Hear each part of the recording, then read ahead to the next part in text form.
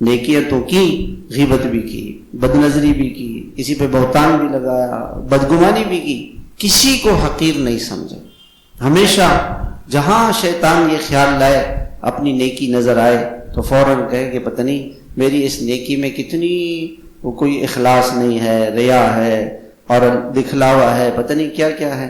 اپنے کو سب سے برا سمجھے، اپنے آپ کو سب سے برا سمجھے اور اپنے کو دوسروں کو اپنے سے اچھا سمجھے۔ جو کسی مسلمان کی تحقیر کرتا ہے وہ اللہ کی نظروں سے گر جاتا ہے، اور جو کسی مسلمان پر کوئی بہتان یا تہمت یا بدگمانی لگاتا ہے اللہ تعالیٰ اس کو گھر بیٹھے بھی رسوا کر دیتے۔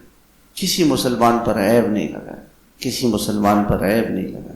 میرے محترم بھائیو، ایک محنت ہے، ہم سب اس محنت کو کریں اور مستورات گھروں میں اپنے بچوں کو بٹھائیں اور ان کو سمجھائیں، ان سے روزانہ نمازوں کی، اعمال کی کارگزاری لیں، اپنے گھروں میں تعلیم کے حلقے لگائیں۔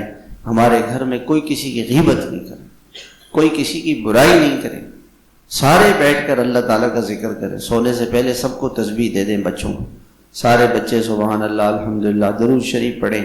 ایک مرتبہ درود شریف پڑھنے سے اللہ پاک کی 10 رحمتیں آتی ہیں۔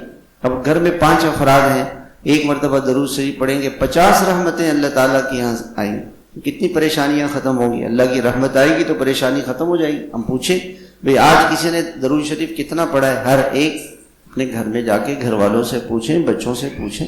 اللہ تعالیٰ بھی ہم سب کو عمل کرنے کی توفیق عطا فرمائے۔